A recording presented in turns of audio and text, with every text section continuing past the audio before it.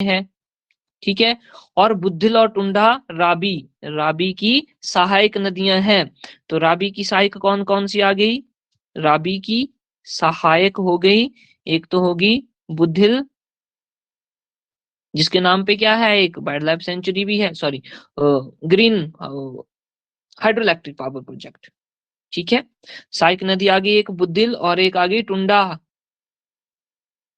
तो टुंडा एक wild life sanctuary भी है, ऐसे याद रखने पड़ते हैं। नदी चंबा के पास राबी से मिलती है। साल नदी, तो देखो सहायक कौन सी आ गई, एक साल नदी भी आ गई। फिर स्यूल, ये इंपॉर्टेंट है, स्यूल राबी की सहायक नदी, और ये सबसे बड़ी सहायक नदी है, ये लिखा है। और राबी नदी खैरी, खैरी में छोड़ देती है और कहाँ जाती है, जम्मू एंड कश्मीर में, ठीक है। ऐसे याद रखते हैं। उसके बाद आता है चंबा रियासत की स्थापना। बहुत ही इंपॉर्टेंट क्वेश्चन है, पूछा जाता है चंबा रियासत की स्थापना कब हुई? आपका आंसर हो जाएगा 550 ईस्वी में। किसने की थी? राजा मारू ने की थी। राजा मारू कहां से आया था? अयोध्या से आया था, ठीक है। तो चंबा रियासत की स्थापना 550 ईस्वी में राजा मारू ने की थी, जो कि अयोध्या से आया था, और ये क्या था, एक सूर्यवंशी राजा था। मारू ने भरमौर को अपनी राजधानी बनाया। भरमौर का पुराना नाम क्या था? ब्रह्मपुर। तो ये ऐसा भी पूछ लिया जाता है कि ब्रह्मपुर किसका पुराना नाम था, तो आप बोलोगे कि भरमौर का, ठीक है।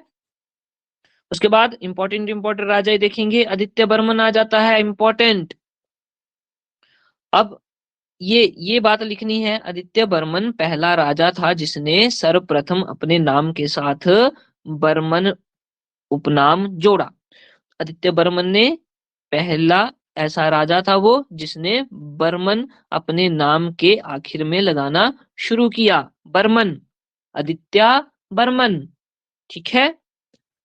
ओके, उसके बाद हम बात करेंगे नेक्स्ट। आदित्य बर्मन से इतनी बात याद रखनी है कि इसने सबसे पहले अपने नाम के साथ बर्मन लगाया था। All right. उसके बाद आ गया मेरू बर्मन। अब देखो मेरू बर्मन के काम, सबसे शक्तिशाली राजा, तो कैसे नोट्स बनाने हैं, मेरू बर्मन लिख देना है, मेरू बर्मन को ऐसे, फिर सबसे शक्तिशाली, बात खत्म हो गई, सबसे शक्तिशाली हो गया, ओके। उसके बाद इसने कुल्लू के राजा दत्तेश्वर पाल को हलाया। कुल्लू राजा दत्तेश्वर पाल, दत्तेश्वर पाल को हराया, हराया, इतनी बात हो गई। फिर उसके बाद इसने कि कौन कौन से मंदिर बनाए, ये बहुत ही इंपॉर्टेंट है।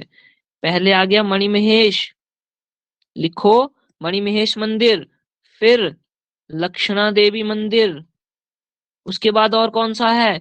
गणेश मंदिर। फिर नरसिंह मंदिर, और साथ में एक है छतराड़ी मंदिर। छतराड़ी मंदिर, ये सब किसने बनवाए? मेरू बर्मन ने। यहाँ से क्वेश्चन पूछा जाता है। मणिमहेश मंदिर, लक्ष्मणा देवी, गणेश, नरसिंह मंदिर, छतराड़ी मंदिर, ठीक है। छतराड़ी को और क्या बोलते हैं? शक्ति देवी मंदिर भी बोलते हैं, शक्ति देवी मंदिर। तो ये किसने बनवाए थे? मेरू बर्मन ने। फिर इसका एक शिल्पी था, एक मिस्त्री था, तो हम लिखेंगे मिस्त्री। कौन था इसका मिस्त्री? गुग्गा, गुग्गा मिस्त्री। तो इसने ये मंदिर बनाए थे मिस्त्री ने, और बनवाए किसने? मेरू बर्मन ने, ठीक है। इतना हो गया मेरू बर्मन।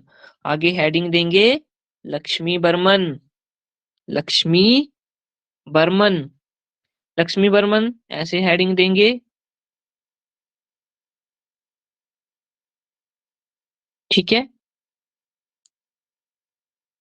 लक्ष्मी बर्मन, टाइम लिख लेंगे, 800 ईस्वी में आया था, ठीक है। इसके समय में हैजा महामारी हुई थी, हैजा बीमारी फैली, ऐसे। उसके बाद इसने क्या किया था?